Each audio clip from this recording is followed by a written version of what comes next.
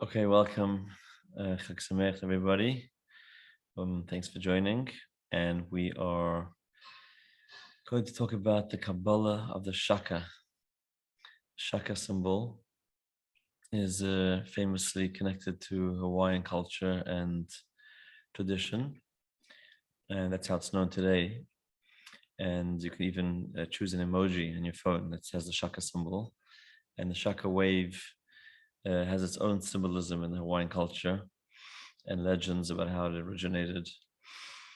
But obviously, a lot of the curiosity people are asking is, who says the Torah has anything to say about the Shaka and Kabalah, like the Kabalah of the Shaka? What does Kabalah have to do with Shaka? It's completely two different cultures and disciplines. And it's a fair question because at the end of the day, yes, what does Kabalah have to do with Shaka? So let's back up a little bit. Why are we talking about this today? Just to give a little bit of context. Today is the 18th of Nissan. The 18th of Nissan is the birthday of Rabbi Levi Yitzchak Schneerson, who was the Rebbe's father. Rabbi Levi Yitzchak Schneerson, I'll show you a picture of what he looked like, was a master Kabbalist of the highest level of the previous generation. Passed away about almost 80 years ago. And he was a chief rabbi of Yekaterinoslav, today it's known as Dnieper, big city in Ukraine.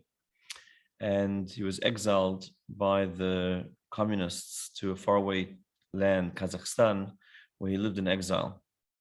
The reason I mention this is because these teachings we're going to share today are based on his writings.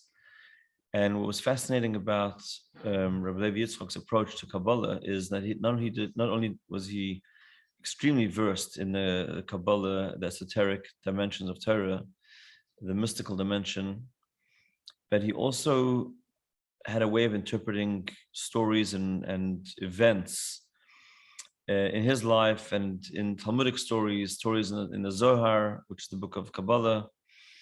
He would also interpret these stories based on the Svirot, the tree of life, Kabbalistic doctrine and illusions, and basically through the lens of Kabbalah, to the extent that when he was exiled by the communists in Kazakhstan, and even before that, he was jailed, he was exiled, he was persecuted only because he was an outspoken, proud Jew, and he was the spokesperson for the Jewish people in that region.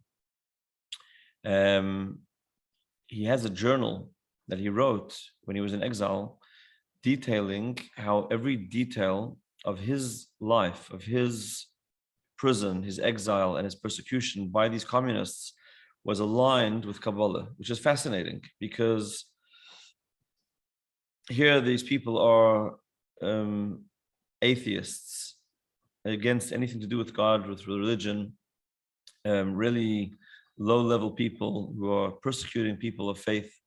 And here's Rabbi Levi Yitzchak sitting and analyzing how every move of theirs and how many days he sat in prison, how many days he was in this prison, and why on this particular date he was moved to that exile. Every single thing was perfectly aligned with Kabbalah. So what is going on over here is that through the lens of Kabbalah, of a Kabbalist, everything that happens in the world has significance, has depth, has meaning, and has some kind of a godly significance, a spiritual significance. Even if the people doing it, the perpetrators in that case, were totally oblivious to anything related to godliness or holiness or spirituality, nonetheless, their behaviors were the result of a higher reality. And he was looking through the world through his lens of Torah and Kabbalah, was able to see how everything was happening, was aligned. So there's a few principles. Number one, everything in the world has a root in Torah. Everything exists in Torah because the Torah is considered the blueprint of the world. And therefore, just as a person builds something based on the blueprint, everything has to be in the blueprint to be able to manifest it in the physical structure.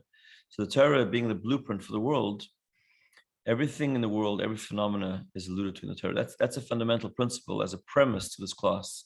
The fact that the Shaka is in the Torah, the fact that anything in Hawaiian culture or any other culture has some kind of a hint in Torah is based on the premise that everything in the world has a precedent and some kind of a root, a source in Torah, even if its manifestation and the way it evolved or shows up in this reality is totally disconnected or appears to be disconnected from Torah. Nonetheless, it's in its root, there is a connection. So, so everything, there are many, many different things in the Hawaiian traditions that we found through research that are connected, and there's some more obvious ones, some words in Hawaiian that are parallel to ancient Hebraic words in the Torah, like kahuna, which means priesthood, and manna, which means divine energy, which is the food that the Israelites had in the desert, and many, many, many things. But in this case, we're going to talk about the Shaka. So even though I'm not discounting the stories of the legends of the Hawaiian people of how the Shaka came to be in the Hawaiian culture, but the fact is that the Shaka symbol predates Hawaiian culture, predates the Hawaiians, and I know this can sound controversial and a little bit unsettling to them, but this is something in the Judaic tradition that goes back over about 3,000 years or more, 3,500 years. I'm going to show you a picture from a Chumash. A Chumash is a Bible, 5 books of Moses. This is the Chumash of Kohat. And we're going to turn to Leviticus and the book of Vayikra, which is the book of Leviticus, the 3rd book. I'm going to show you a picture that's printed in 5 books of Moses in the Jewish Bible. And if you look up close, you'll see that there's a fellow there making a shaka. That hand at the top corner of page, 609, is essentially a shaka symbol. You'll see that his 3 middle fingers are folded in, and just the thumb and the pinky are sticking out. Okay, what is the context? So it's even printed in the 5 books of Moses, and some Chumashim have it. What is the context of the Shaka in the Torah? So we'll first talk about the biblical context, then we'll talk about Kabalah, because Kabalah is the mystical dimension and the secret of the Torah. So the symbol of the Shaka in the Torah is actually called a kmitza. Okay? A kmitza or koimetz. And what happens was, historically, the priest, the kahuna in the temple in Israel, and before that in the mobile sanctuary that traveled with the Jews through the desert, the Kohen, the kahuna, would bring different offerings before God. Some of them were animal sacrifices, and some of them were bird sacrifices, and then there were also flower offerings called the korban mincha. Mincha, some people know mincha as the afternoon prayer, but mincha actually is an offering made out of flour, was brought in the temple, and the korban mincha, the Kohen would basically dig into the flour with his 3 middle fingers and take just enough flour in his 3 middle fingers as an offering to Hashem, and it looked exactly like the Shaka. It looked exactly like that. Okay, he would gather the flour, and according to many opinions, he would actually rub with his thumb and his pinky off the edges to make sure that there was nothing sticking out. And the flour that was chosen by the Kohen in that exact motion of picking the three fingers and going like that, basically it's a Shaka wave, is called a kmitza. And that flour selection was offered before Hashem, and the rest could be eaten by the owners of who bought that offering. There were different offerings for their various reasons. People bought sin offerings, people bought peace offerings, Thanksgiving offerings, guilt offerings, whatever it was. The korban mincha had this kmitza, and that was where we find the Shaka symbol, which is actually called the kmitza in biblical language, or the kometz in the Torah. So this goes back again over 3,000 years, and that's the biblical origin for the kometz. Now, Rabbi Levi Yitzchak goes into it according to Kabalah, and a couple of introductions with a few Kabbalistic concepts, and that is that there's a concept, there are different names of Hashem, there are different names of God, right, throughout the Bible, throughout the Torah. There's a name called the Tetragrammaton, which is the four-letter name of Hashem, which is a Yud and a Hey and a Vav and a Hey. We colloquially refer to it as Havaya, which is interesting. It sounds like Hawaii. Havaya is the name of Hashem that is transcendent, transcends nature. It's also the name of Hashem, which is associated with giving and benevolence, kindness, abundance. Whereas the name Elokim, if you substitute the K for a H, it's actually Elo-him. We don't want to say Hashem's name, God's name in vain. So we substitute the H for a K, or in Hebrew would be the Hey for a Kuf. So we say Elokim.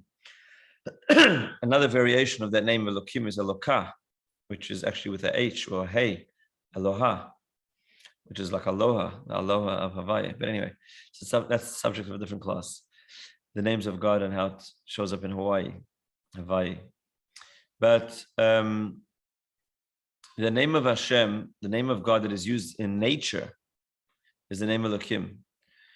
And in the beginning of Genesis, Bereshit bara Elokim. In the beginning, Elokim created. Elokim is the name of God that is the name of the divine associated with nature. And what's fascinating is that the gematria, which is the numerical equivalent of the name Elokim, is the same as the word nature in Hebrew. So the word nature, I'm sorry, I don't have diagrams and PowerPoints that I can share at this point, but hopefully we'll develop this class into a more substantial thing with PowerPoints and slideshows. But Elokim is, every letter in the Hebrew alphabet has a numerical value. So Aleph is 1. It would be like A, B, C is 1, 2, 3. Aleph is 1, Bet is 2, Gimel is 3. So the name Elokim, Aleph, Lamed, Hey, Yud, Mem, actually adds up to 86. Aleph is 1, Lamed is 30, Hey is 5, Yud is 10, and Mem is 40. It adds up to 86. And the word for Hateva, which is nature, is also 86. So the name Elokim is the divine aspect which runs and powers nature. There are names of God that transcend nature, and that's where the miracles come in. Whenever God performs a miracle, he uses a higher name, which means a higher expression. Whereas when he's creating nature, he uses the name Elokim. So remember that name Elokim. Again, it's really not Elokim, it's really him with a H-I-M or Hey Yud Mem, but we're substituting the H for a K, so we don't say Hashem's name in vain. So Elokim is a 5-letter name, okay? And Elokim typically represents also concealment, which is God concealing himself through nature. Actually, the word for nature in Hebrew is Teva. And Teva also means to be submerged, right? When the Egyptians drowned in the sea of reeds, it says Tub Uve Yamsuf, they were submerged. So God is submerged within nature and hidden within nature. So the name of Elokim is the name of God that, so to speak, conceals godliness within nature. Okay? In order to conceal, you need to restrain, and create like a barrier. So typically the name of Hashem, the name of God, Yud Kei Vav Kei, is the name of revelation. And God reveals himself to Moses or to the prophets, the ancestors. He uses the name Yud Hei Vav Hei, Havaya. And when he conceals himself, or in judgment, is the name Elokim. Now, there's a principle in Kabalah that whenever you come across severity, something harsh, judgment, you need to sweeten the harshness through reaching it to its source, going to its source, because ultimately everything in its source is goodness. The reason that it manifests as harshness is because it goes through a process, and the goodness and the godliness gets concealed. So in that process, you need to, in the process of sweetening the severity, it's called hamtokas hadinim. Sweetening the severity means you need to somehow remove or lighten that harshness, that strictness, that judgment, right? So that process is called hamtokas hadinim, and there's a principle in Kabbalah that ein hadinim nimtokim ela b'shorshin, which means the only way you can sweeten the severities is by going to their root. Because if you go to the root, you uncover that at the root it's really sweet, it's really pure goodness. It's just that it's been disguised as something, unholy, unwholesome, maybe even looks like evil, something bad, because it's gone through some kind of permutation an evolutionary process, at this point, it looks like it's really bad, but at the source, it's really good. So again, the principle is, in order to sweeten the severities or the harshness or the judgment, you need to go back to its root, and then you'll find the way to sweeten that and find the goodness in it. Okay? Now, let me show you in a siddur.